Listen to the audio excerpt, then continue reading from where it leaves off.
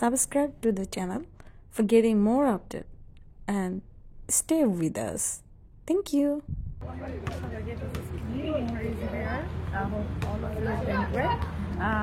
আজকের এই ভিডিওতে একটা কোশ্চেনের আনসার দেব, যেটা প্রায় অনেকেই করেন যে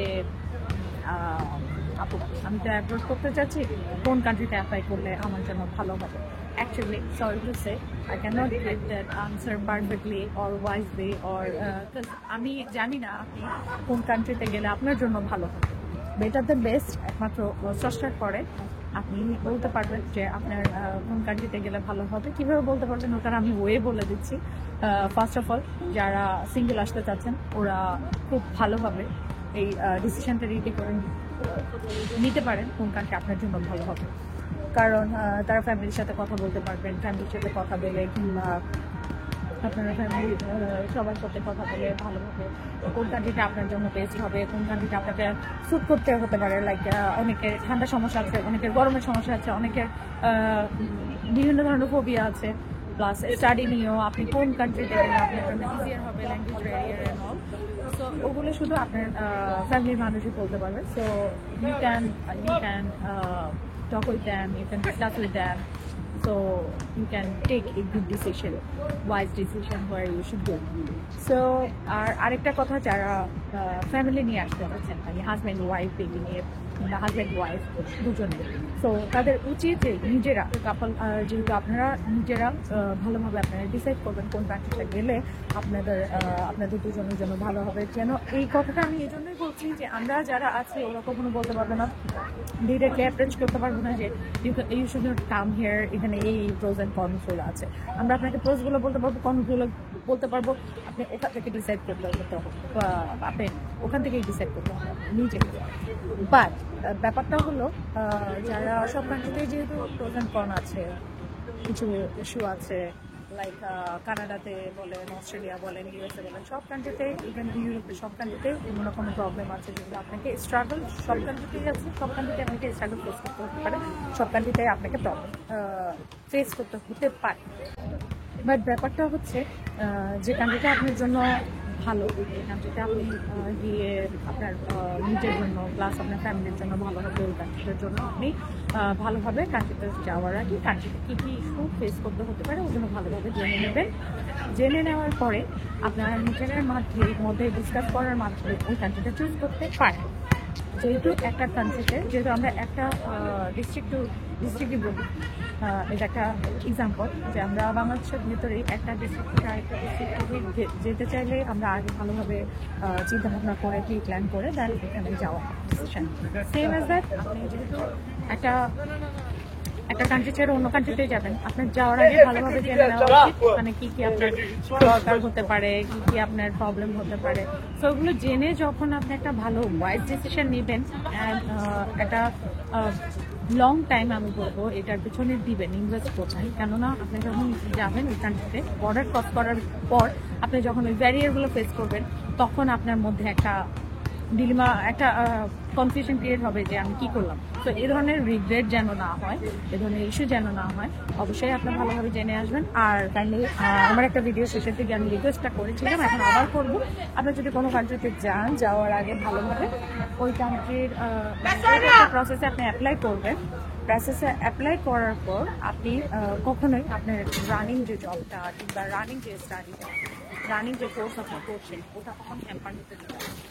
আপনার ফ্যামিলি বন্ডিংটা ভালোভাবে রাখবেন। কারণ দেখা যায় একটা কান্ট্রিতে যখন আমরা অ্যাপ্লাই করি বা কিছু হয়, অনেকে আমাদের মধ্যে, আমি বলবো রেশিও দিক দিয়ে আমি বলবো 80% মানুষ এই ভিডিও করে থাকে, তারা দেখা যায় তখন এতটাই ওই ঘুম হয়ে যায় ওই জিনিসটার প্রতি, যে আমি একটা জায়গায় অ্যাপ্লাই করলাম, দেখা যায় আমার জবের ওখানে রেসপন্সিবিলিটি কিছু খাটিয়ে দেখা যাচ্ছে সে মেনটেন করছে না, কিংবা দেখা গেল সে স্টাডিতে ভালোভাবে মাইনরলি দেখা যায় সে আবার আগের মতো পড়ালেখা করতে পারছে না, কারণ তার একটা টেনশন কাজ করে। So you should not think about that, just apply করে রাখেন। অ্যান্ড আপনি অ্যাপ্লাই করার পর, কারণ যেহেতু পজিটিভ নেগেটিভ যেটাই আসুক, ভিসার ডিসিশন আসতে একটু টাইম লাগে। তো আপনি যে রানিং স্টাডিতে আছেন ওটার জন্য হ্যাম্পার করবেন না, আপনার যে জবে আছেন ওটার ওটার অ্যাচিভমেন্টটাও আপনি ধরে রাখার ট্রাই করবেন। আপনার প্রমোশনের একটা ব্যাপার আছে, যদি এখানে পজিটিভ হয়, পজিটিভ হলে ওটা ঠিক আছে সাকসেস, বাট ওখানে যদি কোনো রিজেকশন বা কোনো ইস্যু হয়, এটা যেন আপনার যে রানিং সিচুয়েশনটা আছে ওটার উপর কোনো ইম্প্যাক্ট না ফেলে। That's why you should think you should keep that running with your regular life, right?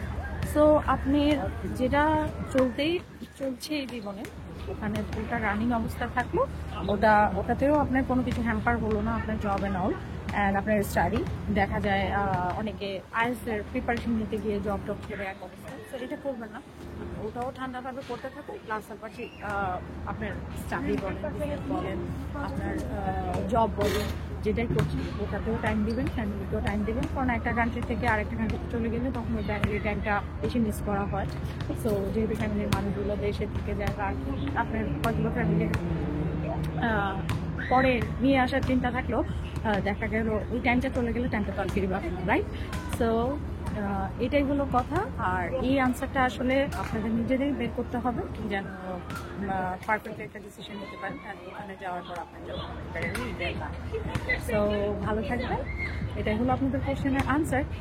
2024-এ অনেক রকমের চেঞ্জ এসেছে, 2023 থেকেও বেশি, অথবা 2025-এ আরও কিছু কিছু চেঞ্জ আসতে পারে বিভিন্ন কান্ট্রিতে। সব কান্ট্রিতে মোটামুটি চেঞ্জ এসেছে স্টাডি পারপাস ভিসাতে।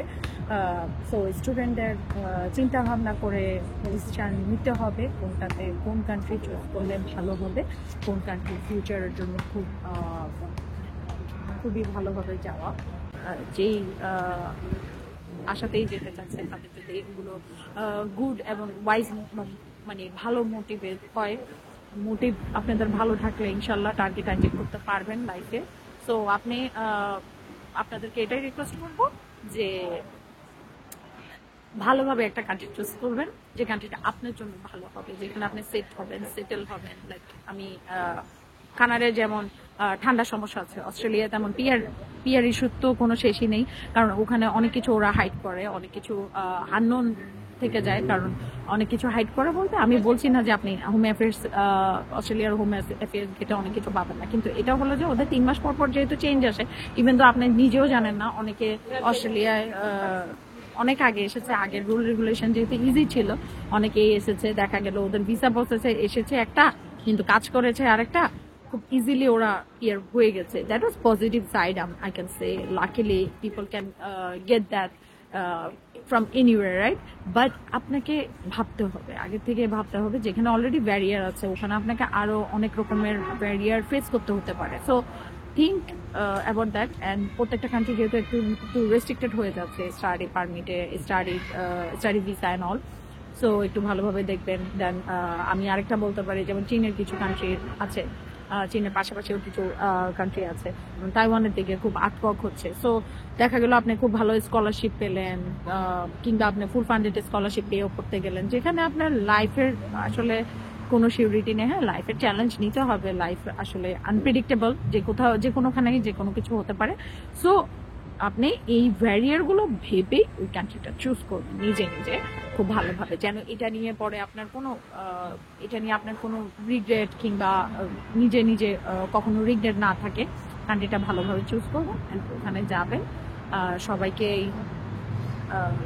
সবার জন্যই আশা করি সবার মনের আশাটা পূরণ হোক, আর সবার ফিউচার ব্রাইট সাকসেসের জন্য করে থাকলো। ভালো একটা ডিসিশন নিয়ে ভালোভাবে আপনাদের গোল অ্যাচিভ করবেন, পুরোপুরি হোক, ফুলফিল হোক। All the best to all of you.